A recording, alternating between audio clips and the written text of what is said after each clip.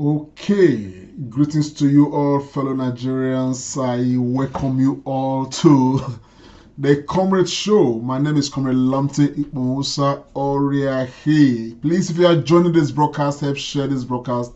Let's get it around. Yes, the matter is still out there, and the whole world is still talking about it. And because it's recent, and it's an ongoing matter. It's a matter really that is not going away because everybody's sort of waiting to hear from the other side. What am I talking about? I'm talking about Ed0 2024 in focus. Talking of the next governorship election, and of course, what is already happening, particularly within the corridors of government, as it were. Only recently, there was a preemptive strike, if you may, by the deputy governor of Edo State, Honorable Philip Shuaibu, who went to court to seek an injunction from the court to restrict the governor, the House of Assembly of Edo State, and I think the chief judge, to restrict all of these people from impeaching him as deputy governor. Preemptive. And of course, while that happened, there were loads of commentators everywhere talking about this from across Nigeria, and some of us just sat where we are, and we've been observing the scenario. And again, within the last couple of days, the governor of those states has come out to, clear the air from his own side. Of course, some leaders of the PDP paid, solidarity visit, to the governor. And of course, the governor took time to talk about all of these. And of course, what we can get from the governor of Edo State is, well, I could read that the governor was, very surprised, probably felt betrayed, shocked, unable to fully understand why somebody he's worked with for the most of the last 7 years would, go this route, going to court, without, according to the governor, informing the governor of anything. Well, you're going to hear from the governor. I just want to play. I know many of you may have seen this footage, where the governor was explaining, we just want to play it again so that we can, start this discourse from here. I titled this Edo Governorship 2024 Palava and the Many Politics of Betrayal and Treachery. That's what I titled it. You understand what I'm saying? But it remains to be seen who is free from the art of treachery and betrayal, if you may, as the case may be. But let's take a listen to His Excellency, the Executive Governor of Edo State, Governor Godwin Obaseki. Let's take a listen.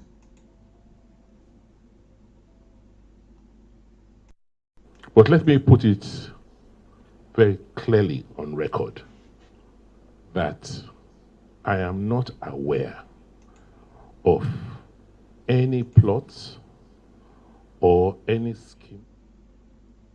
But let me put it very clearly on record that I am not aware of any plots or any scheme to impeach the Deputy Governor, Right Honorable Philip Shuaibu. I have also checked, and there is no such plan, or there was no such plan. So the court action that has now been taken by him, for me, is a thing of shock and disappointment. I have sat back to reflect, try and understand why somebody I have worked closely with and given so much latitude to work has decided to go on this course of action, and in fact gotten to a point where he had to go to court. And it is clear from what has happened in the last few weeks that it's unfortunate that this is just a preemptive move by him to conclude what he has already started. I have had reports for months now that he has been in close consultations with friends from another party because he is not sure that you, the leaders of PDP, were going to allow or give him the ticket for the governorship in 2024. I must state here that Comrade Philip Shoaibu has never had a courtesy to discuss his ambition with me.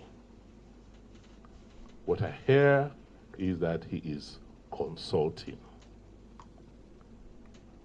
Because the last time we spoke about my succession after the last House of Assembly elections, I did say that we should all be patient and that our task today is to try and finish well, to conclude all the projects we have started and to unify and consolidate our party.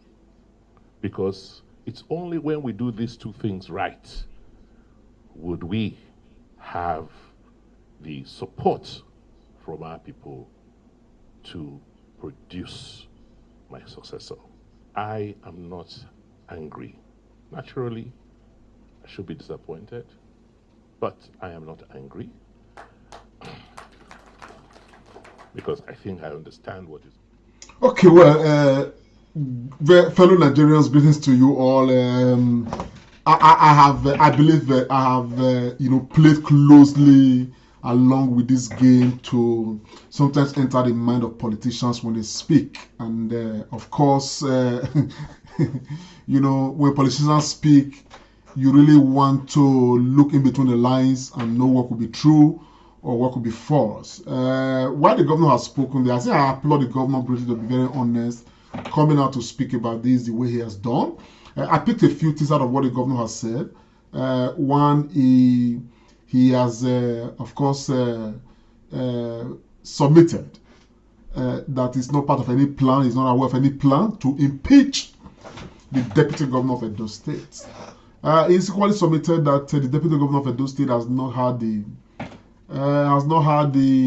in Spanish we call it cojones, has not had the guts to come and discuss his ambition. However, he's been hearing, about his consulting and stuff like that. That's another part of it. And of course, he equally added, all along that he's shocked, he's disappointed, what did he not say, which is part of that shock, disappointment, is that he felt betrayed because he did say that somebody has worked closely with, we travel this route, so he's first surprised. I believe anybody in his shoes will feel, somewhat betrayed, as it were. And of course, he did give some insight to say that sometimes, after the last House of Assembly elections, when this matter of his successor came up, to what extent it did and what was discussed, we do not know. But he did say that all he's focused on is to ensure that he ends his own governorship career well. That is the most important thing. And so therefore, everybody should be focused on, ensuring that they complete the projects that are left so that they leave a good mark while they leave office. And so these four things, are probably the cardinal things I picked from this matter. Although there are, adjuncts where not really assume, but put it out there that probably Philip Shoaibu is afraid of not getting the tickets. Okay, that the leaders not endorsing him to become the next governor under the PDP platform. That is why probably he has gone on this, preemptive, strike, so to speak, as it were, to hold himself down. Now, ordinarily, I mean, I've really been chatting with a lot of people. A lot of course, we're talking about this. It's very interesting. Politics around Nigeria. It's like a movie. It's like a serial. You probably don't know exactly what the next episode is going to contain and all of that. But one thing that we as Nigerians, we as the ordinary people, the ordinary citizens must take away is that when politicians speak, we need to be very careful, because I've looked at the environment. Some human beings have been really emotive. They've been so emotional. You understand what I'm saying? And for some of us, some of us are very emotional when it comes to support and all of those things and all of that. At some point we come to realize too that we've got to be a bit more dispassionate and not allow our emotions rule our day. But at the end of the day, the fundamental question is it really worth it to stand out there and defend any politician, particularly within the Nigerian Nigerian arrangement, as it were? Very defensive, highly argumentative, and all of that, in disguise.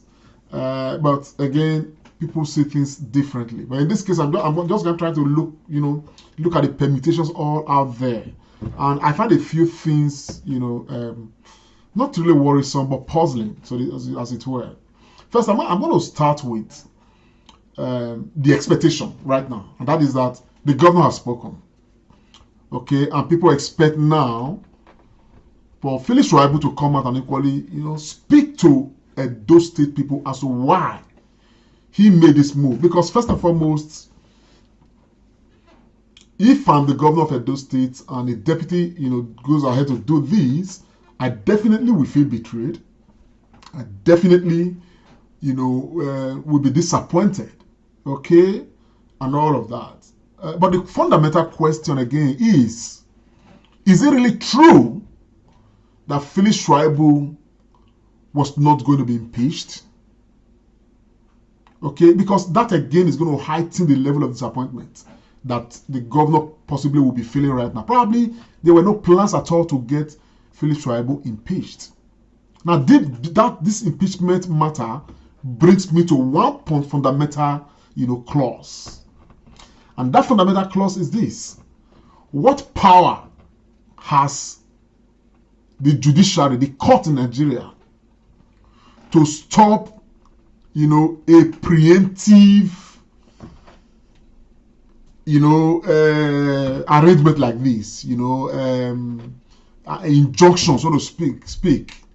Because if somebody comes to court, I'm not a lawyer, but I think it is reasonable that somebody comes to court to say, please, I need an injunction to stop this and this and this and this from effecting an impeachment against me.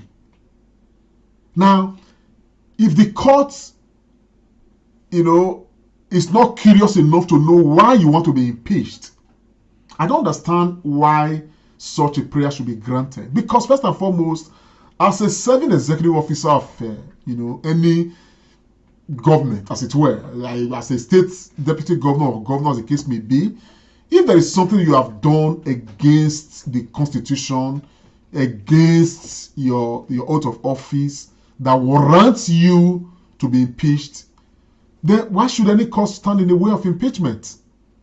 Because he must come to equity, must come with clean hands.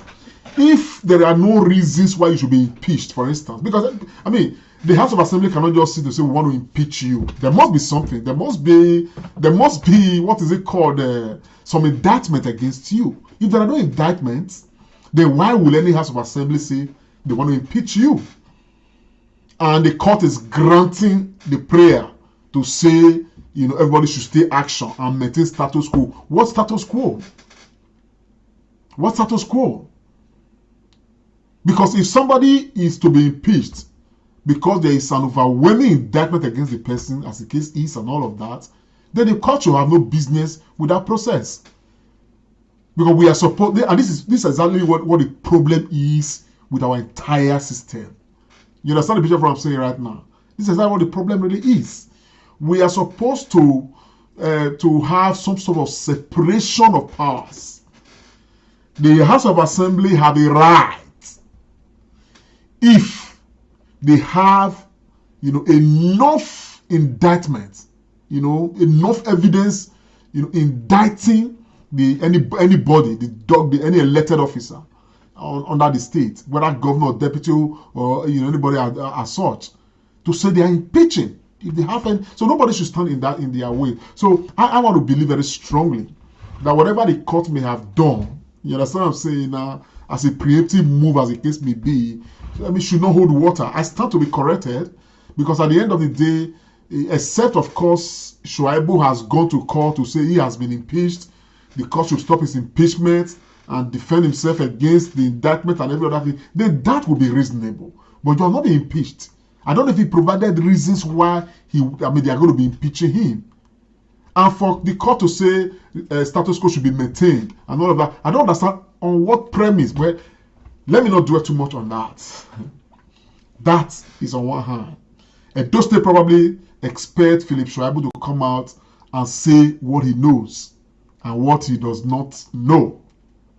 Now the governor expresses disappointment, having, of course, informed that he's not aware of any plans. He is not part of any plans to impeach the deputy governor. Okay, I think that is really, really some hard nut to to swallow. But the governor did move ahead, really, to talk about his not being aware of whether Philip Shuaibu was considering. Well, he really say not aware, but that Shuaibu has not come at any time to discuss his ambition with him. But he has heard, from whom that the guy is, Philip Shuaibu is consulting. Now, where I find that a bit, it is a bit difficult to swallow, even though it is very much plausible, is that, this may not be generally applicable, but this is what I believe is most real in situations like that. I want to believe that the deputy governor and the governor, they've worked together, and the governor has said for a long period of time. I take an example of myself, a very micro arrangement, okay? I am the president of Nigerian, community, Tanaware, northeast of England. And I am about to organize, elections. And I'm not interested to contest again. And so we are cooking now, trying to put things in place to have elections. I have executive officers, secretary, vice, all of those people, and all of that.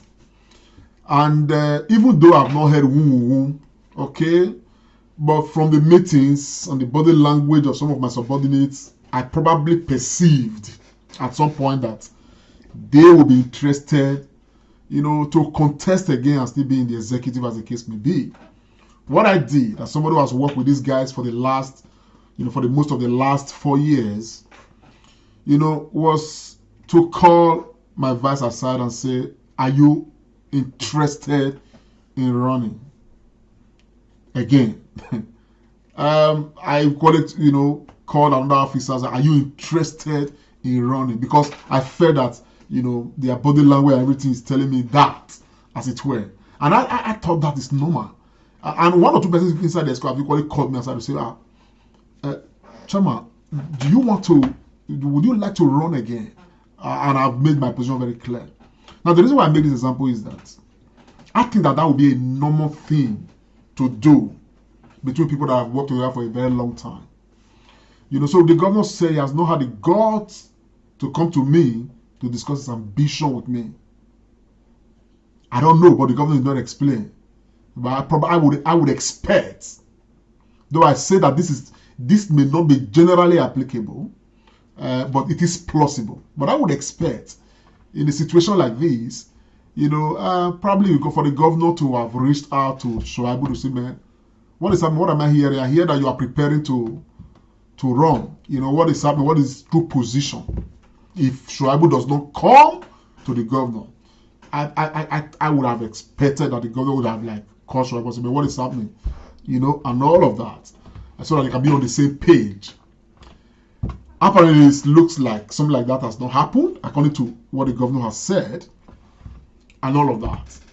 So therefore, there's been no discussion between the governor and Philip Shaibu, according to the governor. And remember, I'm always going to quote according to the governor, because for us, the average Benin people, it's one lesson we learn very early in life, that the governor has spoken, and the whole world, is talking. I really want to hear what somebody like Philip Shaibu is going to say. But that being said, that now catapulted into the last part of what the governor talked about. That when the issue came up of his own successor, he said, let us concentrate on governance and finish what we are doing, and finish very well. Okay? Before we start discussing the possibility of whoever is going to succeed me. Psychologically, okay, let's be very honest. Psychologically, when that is the response between the governor and the deputy governor, to a large extent, it will be a conclusion that sort of lay a foundation for so many other mischievous things to happen, particularly on the part of the deputy governor. Even if they are not mischievous, but so many other things that will not carry the governor along, and all of that. And I want to establish here very, very quickly and very importantly, no matter what it is, the governor of Edo State has a right not to support the deputy governor to succeed him. He has a right. And this is very clear, it's crystal. In the same vein, I believe very strongly that the deputy governor, irrespective of whatever it is, has a right to aspire. Has a right to aspire. The decision as to who becomes the next governor of Edo State must rest squarely on the people of Edo State to decide who becomes the next governor of Edo State. Okay? And so, the issues of, impeachment this, or impeachment fears, and all of that, okay? We can analyze them in whatever way we would. But the truth remains that the governor is not under any obligation whatsoever to support Philip Shaibu as his own successor under PDP. Not at all. Neither has anybody, okay, the right to stop Philip Shaibu from contesting. He has a right to. But the truth of the matter remains that the, what's it called there? The final decision of who becomes the next governor of Edo State would always rest with the people of Edo State. Because again, His Excellency, the governor of Edo State, is one who has benefited from that decision. By the time when Edo people came out to say, man, we don't want a godfather to decide for us, we will decide for ourselves who become governor. So he has benefited from that. That is on one side. We move on to the Oshomole factor. Because remember, this broadcast I titled it The Politics of Betrayal. You understand the picture of what I'm saying now? And all of that. As I'm sat here, I sort of pity, Comr Philip Shaibu, the deputy governor of Edo State, because I honestly, this is my opinion, I honestly don't see where he's going with this. I think that this guy is just going to be a prodigal son that may never be accepted back into the fold. Let's not forget, it's important, because as I'm watching this saga unfold, this Palava, honestly, I'm drawing a lot of lessons from it personally as a human being. In the days when the going was good, Oshomole, today, I've seen a lot of people, make commentaries. They are not trying to defend Oshomole, for instance, people are now alluding to say Felix Shuaibu is the one who created the rift between Oshomole and the governor of Edo State, blah, blah, blah, blah, blah. You know, and people are now very, very like, man, begin to renew, you know, Oshomole, beginning to iconize, or I don't know what they are going to begin to do with Oshomole. And I'm just like amazed. I'm just like amazed. Most of all of these people are the same people who, in the early days, you know, destroyed Oshomole to pieces. Even weeks ago, days ago, many still did. And today, because it's so convenient to now put the issue of the rift between the governor and Oshomole on Felix Shuaibu, everybody is now. I mean, look, as I'm talking, I'm not defending Felix Shuaibu. I'm just talking generally about our human nature. I'm talking about this because our politics is becoming largely a politics of algorithm, where, you know, the politicians just, you know, sway the opinions, and everybody start dwelling in the same agenda set by the politicians, and we all just get lost in it without being able to exercise our independence in views, as it were. Political algorithm is what I probably would describe it, because right now it's an agenda just, you know, set by some people in the political class, and everybody's just beginning to chew on it. We have forgotten what happened in the past. We have forgotten the role Oshomole played.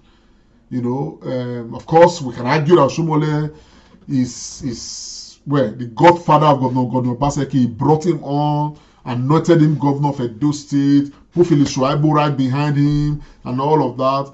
Apparently, for me, I think it was equally his own, anointing of Obaseki was equally very dishonest on the part of Oshomole, because Oshomole never wanted Obaseki to work with free hand. Oshomole wanted to have people in the corridors of governance, you know, particularly satisfying the Benin to say, I am giving you a Benin governor. Okay? But this governor in Oshomole's permutation would just be a political figurehead, while he will still be running the state. You understand the picture of what I'm saying? And so, and he put his son there, Felix Shuaibu. You understand what I'm saying? And the aim for that, as many would calculate, was to make Felix Shuaibu become the governor of Edo State when Obaseki would have been impeached and all of that. Of course, Felix Shuaibu, for whatever reason, we can only, you know, make assumptions, decided not to flow with Oshomole. And so there has been a lot of betrayals along this path. You understand the picture of what I'm saying now? Only for us, you know, just a couple of weeks ago, we saw Felix Shuaibu fraternizing with Oshomole. Felix Shuaibu, to his people, has probably largely become, what is it called, a prodigal son. And all of that, I'm seeing all of that everywhere. You know, and I mean, as I was putting this broadcast together, I remember this. This is Felix Shuaibu.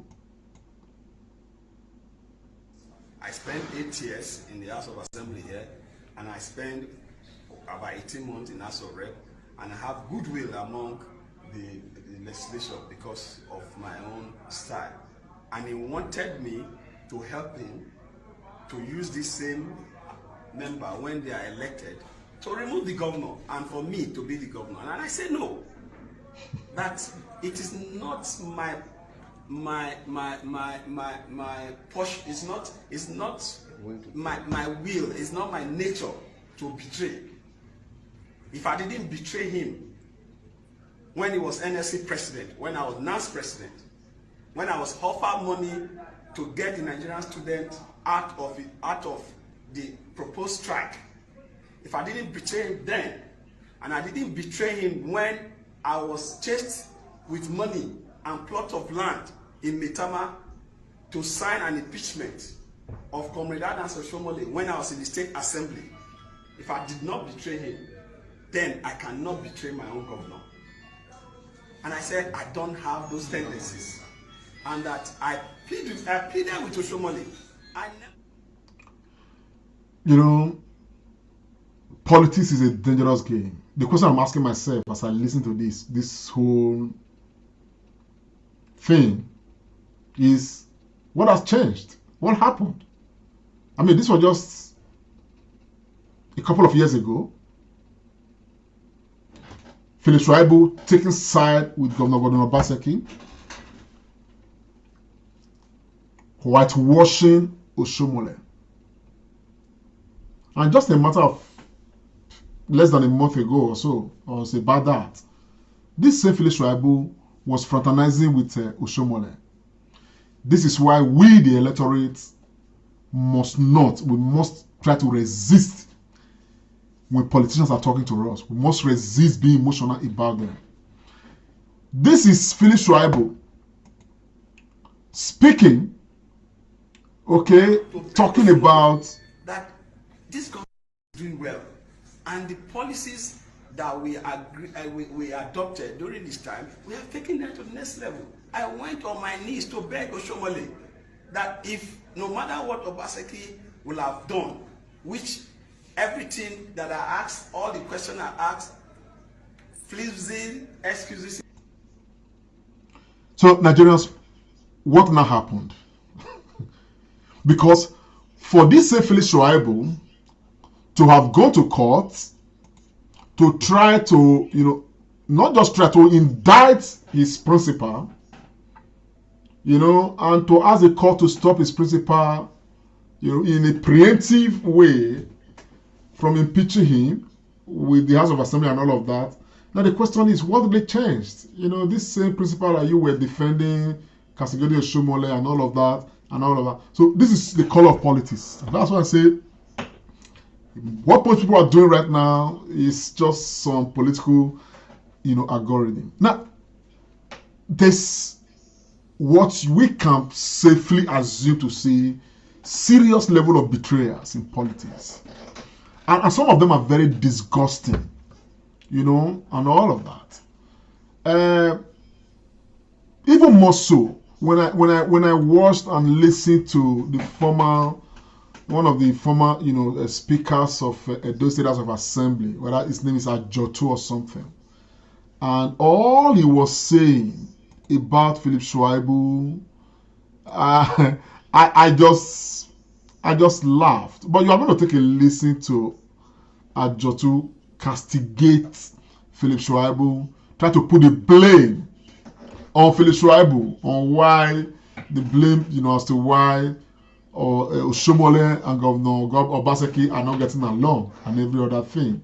And interestingly, Ed0 and all of those gathered in this particular meeting, they are part of, what's his name? If you may, Philip Shuaibu's kinsmen. But just take a listen. Just take a listen.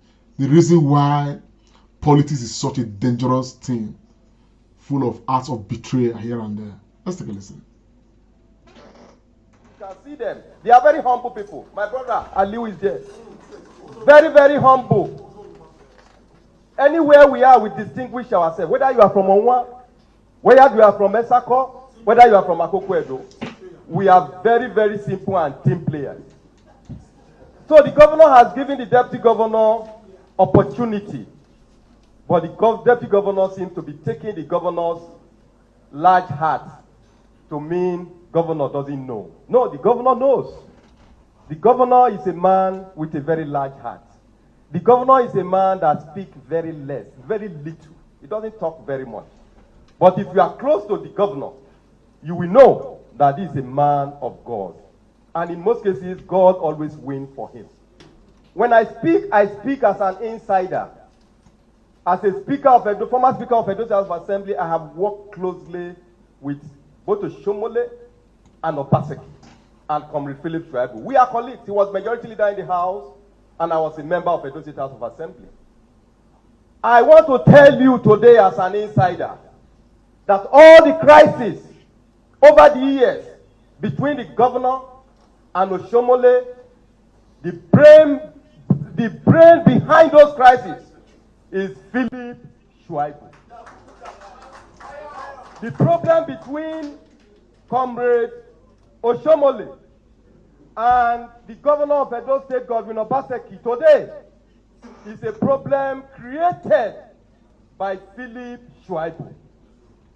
I am an insider, like I said. All of you know that I am an insider in government. Comrade Philip Shuaibu, in most cases, will act like a buccaneer bat. He will be sucking your blood. He will be breathing into the wound. At the end of the day, you will even thank him, not knowing that he is the cause of the wound. That is the kind of person he is. He will go to Oshomole and say, Obaseki, in the coming days, I will equally tell the world what he has been doing as regards this quarrel over the years. He will go to Oshomole. Fellow Nigerians, you know, I don't get carried away by things like this. The reason is very obvious.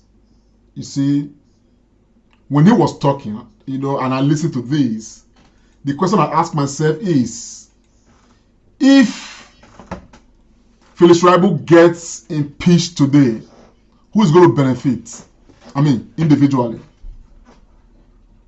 I honestly think that if there will be a replacement, it will come from somebody within the same geopolitical zone with Philip Shuaibu. And one of these human beings who came to visit the governor right now to say what they are saying right now, one of them will be the person to be made the deputy governor of Edo State if Philip Shuaibu is impeached. And so therefore, to what extent they are going to nail Philip Shuaibu, it doesn't really matter. And the funny thing about it is that you may discover that days or weeks before Philip Shuaibu went to court, this human being are probably some other people who are present with him. Okay, they were saying yes sir to Philip Shuaibu.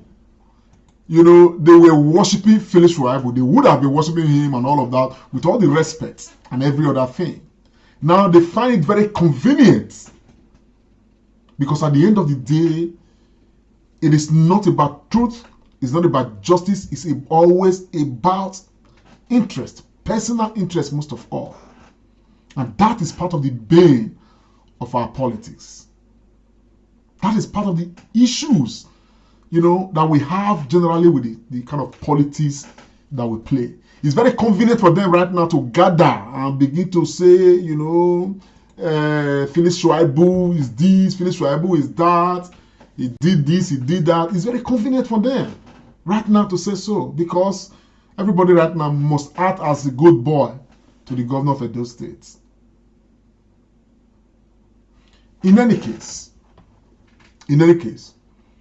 I honestly think that irrespective of whatever would have been happening, it is my honest opinion that Philip Shuaibu, you know, took the wrong decision to have gone to court. The reason is because if you are not afraid of anything, you have not, you know, done wrong in your office as deputy governor, why should you go to court? Because if anybody brings out any indictment, you know, that you are not guilty of, then they don't have any power over you. You can easily overturn such indictments and all of that. And for those who have come out overwhelmingly to start to praising Adamson Shomole, to start to listen to people like this man, you know, the House of Assembly, former House of Assembly member speak just now, and begin to, you know, like, now vilify Philip Shuaibu and all of that, and begin to praising Shomole in the face of all that has happened. I think that we should not let's not bamboozle everybody. I am not at all susceptible to that political algorithm, as it were, and I don't want it to come near me. You know, I think we need to treat all of these issues the way they are. The governor has spoken, and I think he has spoken very well as a statesman. And everything the governor spoke about, okay, there are matters that we can continue to discuss, whether we believe or we don't believe. But they speak. I think the next thing, the necessary thing to be done is for Philip Shuaibu to equally come out and let Edo State people know why he went to court. But before Philip Shuaibu comes out, these are some of the things that I've sat down with some people to look into and project. And like, okay, why would a man, if really what the governor has said is true, why would Philip Shuaibu, you know, come out go to court and seek this injunction against his principal. And so, what we made up interestingly is this, which is what Nigerian politicians are used to doing. We probably assume that Philip Shuaibu knows very clearly that he does not have the blessing of his principal to be his principal successor. And so Philip Shuaibu is planning, please, this is just what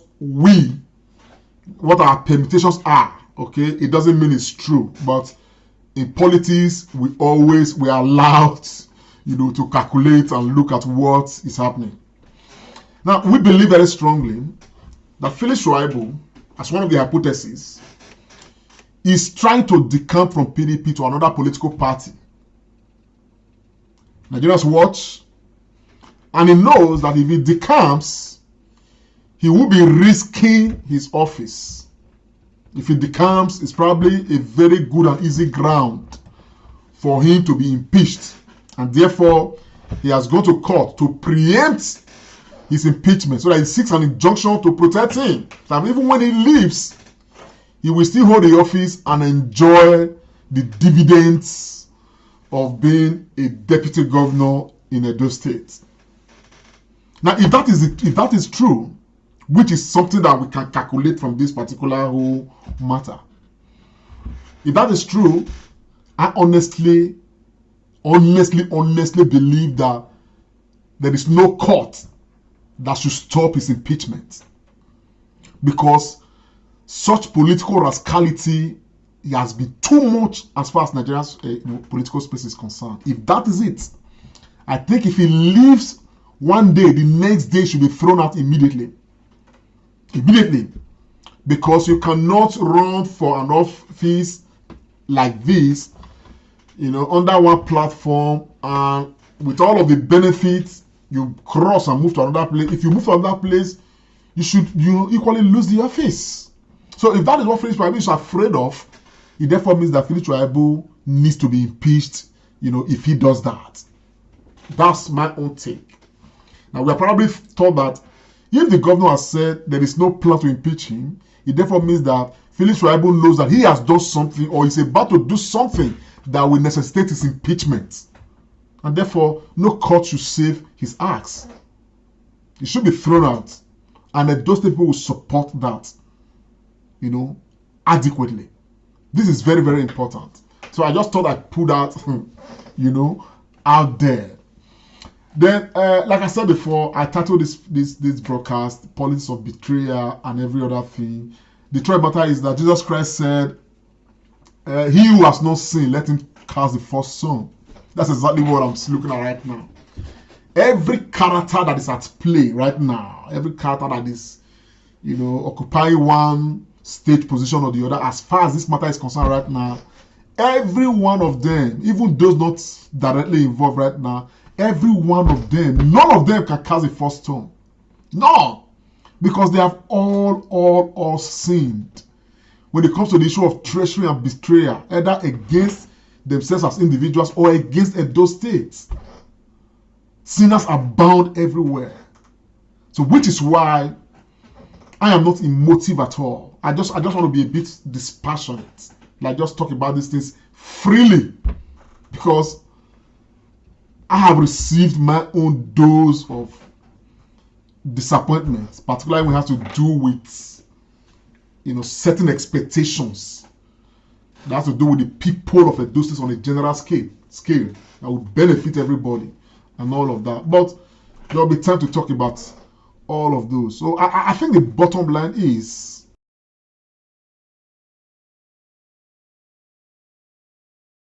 that of interest and the politics of some people in authority trying to sway the conversation and trying to set an agenda for the rest of us. And so I want to conclude by saying that for the next governor of Edo State, I like to conclude by saying we will need a governor of Edo State that will not have godfathers or a godfather in the guise of Adams Oshiomhole. We have already fought and broken that jinx. We don't expect to have anybody anointed by anybody as a godfather.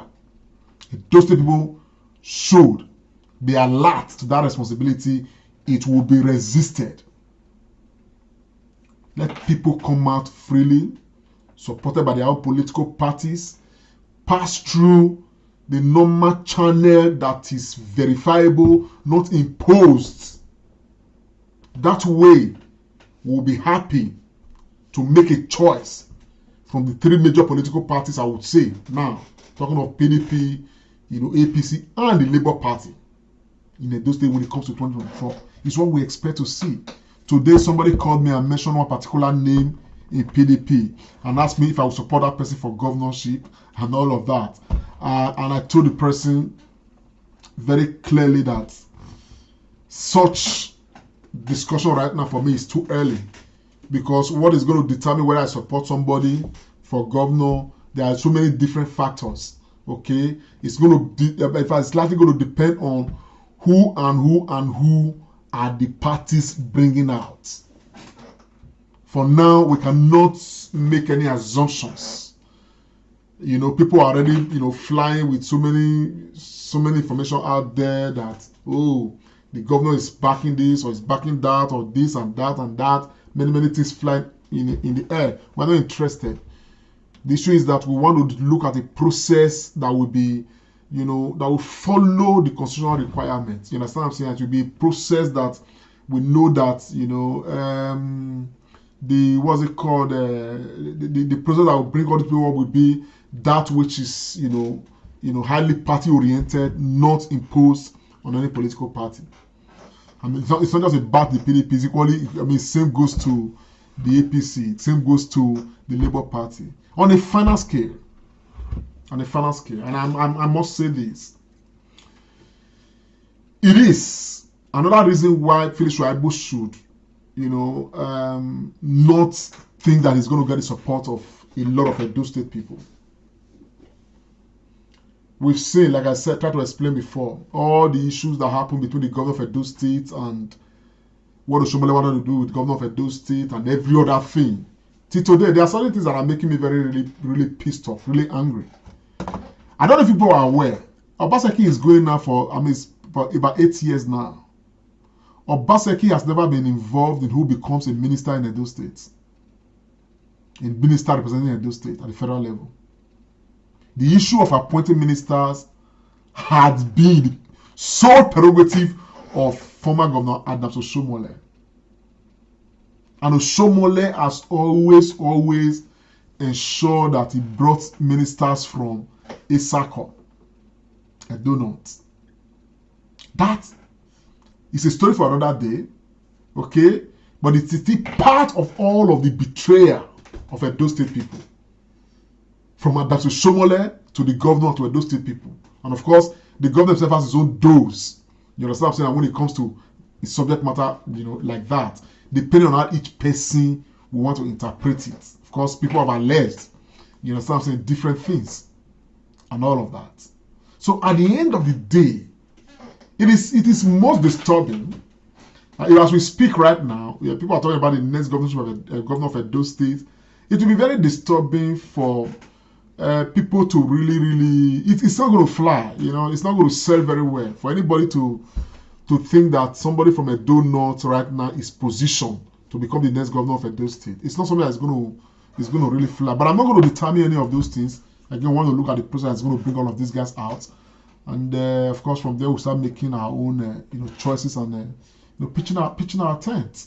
For now, my people, it's all politics of betrayal, treachery, and more betrayals, either against individuals or against the state. We've seen it all. More to be seen, and hopefully, Felix Shaibu will come out and speak so that we can begin to balance things out. Until then, peace, y'all. Let's keep our peace and see how things roll and things unfold. God bless you all.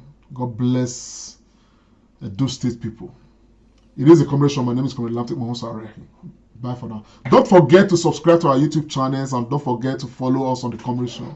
We're going to be analyzing loads and loads and loads more things. Yes, my people. Bye for now. God bless you. And many cheers.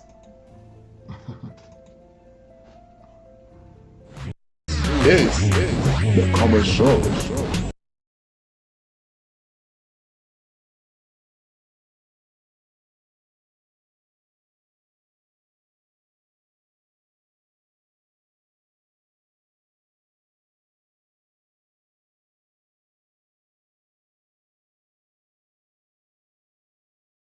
Comr Show, way, Comr Lamte Oriente.